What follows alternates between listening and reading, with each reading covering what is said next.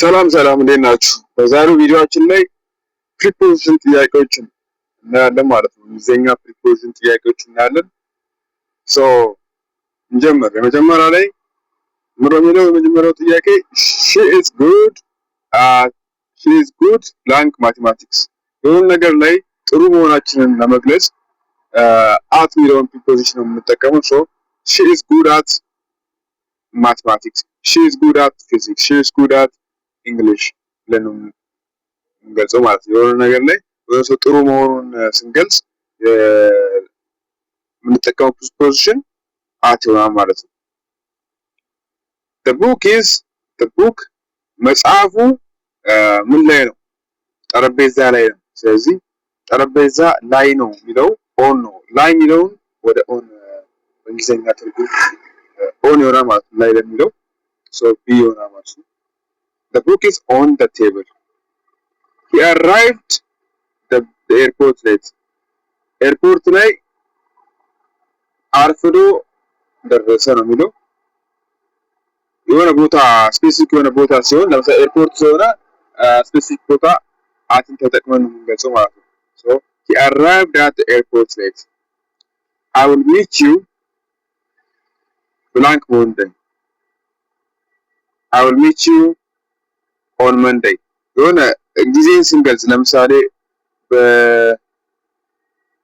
ላይክ የሳምንታቶችን ላይክ የሳምንት ቀናቶች አሉ አይደል? ከሰኞ እስከ እሑድ ድረስ እነሱን ኤግዛክት ስለሆኑ ማለት ነው ጊዜ እንደምንገልጸው ኦንን ተጠቅመን ነው ማለት ነው። So I will meet you on Monday is the correct answer. The cat is hiding the bed. The cat is hiding the bed. ድመቱ አልጋ ውስጥ ተደብቋል። አልጋ ውስጥ ነው የሚለው። ስለዚህ አልጋ ውስጥ የሚለው under ነው ማለት ነው። The cat is hiding under the bed. So ይሄ ይሆናል። She lives blank London. She lives in London ይሆናል። ምክንያቱም የሆነ ነገር ለምሳሌ የምንኖርበት አካባቢ የሆነ አጠቃላይ ለምሳሌ ኢትዮጵያ ውስጥ የምንኖር ከሆነ we live in Ethiopia እንላለን። ኢትዮጵያ ውስጥ የሚለው የሚገልጽ ማለት ነው። So we live in Ethiopia እንላለን። ሰባተኛ ላይ he is interested blank music. He is interested in music ማለት ነው። He is interested in music. The train passed through the tunnel. The train passed through the tunnel. በዚህ ሰባተኛ ላይ ኤክስፕሌን አድርግላችሁ። He is interested in music.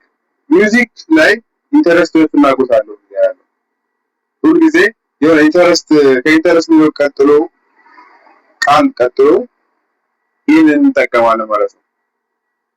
The train passed ባቡሩ በተነል ውስጥ ሄደ።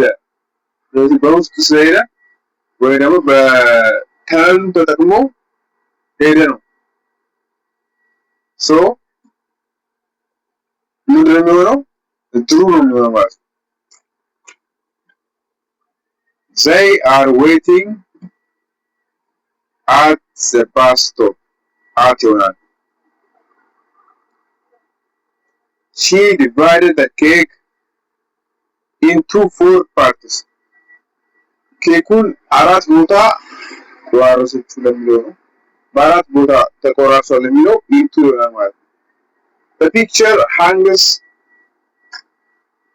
on the wall. The picture hangs on the wall. ይሄ ማለት ፎቶ ወይም ፒክቸሩ በግድግዳ ላይ ተሰቅሏል ነው የሚለው። He is afraid of spiders. He is afraid of spiders. afraid የሚለው of እንጠቀመው ማለት ነው። So እነዚህ ቃላቶች በመሸምደድ ነው አብዛኞቹ የምትይዟቸው። He is afraid of, she is interested in እንደዚህ ያላችሁ she lives in ያላችሁ መሸምደድ ነው አብዛኛው። like ኮንሰፕቱን አንደርስታንድ አድርጋችሁ ሊመጣ ይችላል፣ ግን አንዳንዶቹ ያሳስታሉ። ሶ ግን አብዛኛዎቹ ቀላሎች ናቸው። ስለዚህ በቀላሉ መሸምደድ ትችላላችሁ ማለት ነው። I will finish the work in 2 hours. በሁለት ሰዓታት ውስጥ ይጨርሳል። The keys are in the drawer. She sat next beside or next whatever next to me ነበር ማለት ግን ቱ ስለሌለ like beside አጠገቤ ነው የተቀመጠችው ማለት።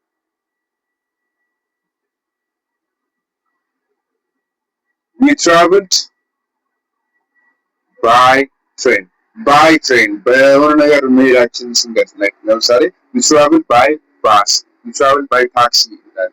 so by እንጠቀማለን ማለት ነው። The dog jumped over the fence. The dog jumped over the fence. He is good at drawing. He is good at drawing. He is good at drawing. The shop is open at 9 a.m. The shop is open at 9 a.m. She is married to a doctor. She is married to a doctor. The boy is standing beside a tree. I have lived here since 5 years. Since እንጠቀማለን ማለት I have lived here since 5 years. Since የምንጠቀመው መቼ ነው? እዚህ ጋር like የሆነ ነገር ከድሮ ጀምሮ የተከናወነ ነገር ነው። ለምሳሌ ሰውየው 5 ዓመት እዛ ኖሯል። so 5 ዓመት እስካሁን እየኖረ ነው። ስለዚህ since እንጠቀማለን ማለት ነው። The ball rolled across the road. She is allergic to የሚለው ቃል to ነው የሚወስደው ማለት ነው አብዛኛው ጊዜ። She is allergic to dust. She is allergic to sugar. She is allergic to milk ማለት ይቻላል። The letter came by post. The letter came by post. so የሆነ ማለት ነው። እዚህ ጋር አንድ ኤክስፕሌን ያደረኩት she is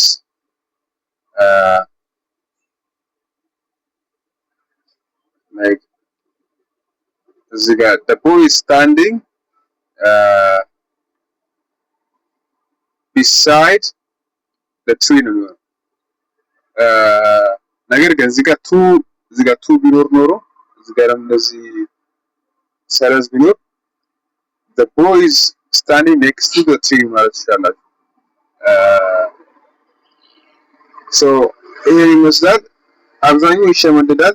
ይሄንን እያንዳንዱ ቃላቶች ለምሳሌ በዚህ ጋር በማውጣት ለምሳሌ ጉድ ለሚለው ሁሉ ጊዜ ጉድ ለሚለው at እንጠቀማለን ማለት ነው።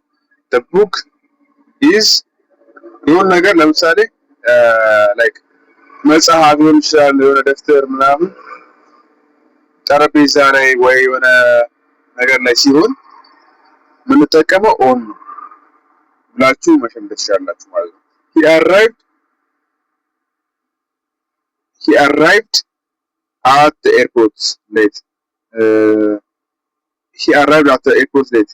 የሆነ ቦታ ስፔሲፊክ የሆነ ቦታ ሲሆን at ነው የምንጠቀመው ማለት ነው። so እንደዚህ እያደረጋችሁ መሸምደድ ነው። እያንዳንዱ ቃላቶች ከየትኛው ፕሪፖዚሽን ጋር ይሄዳል የሚለውን በመለየት በመሸምደድ ማየት ትችላላችሁ ማለት ነው። ለበለጠ ደግሞ የተለያዩ የሚጠናበት ፕሪፖዚሽን የሚጠናበት ዘዴዎች አሉ። so next video ላይ ማቀርብ ይሆናል ማለት ነው። so thanks for watching. next video ላይ በደንብ ፕሪፖዚሽን እንዲሰራ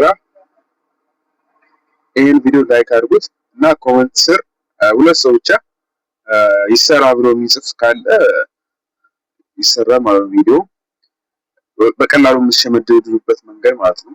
so thanks for watching. I hope you learned something from this video. see you next time.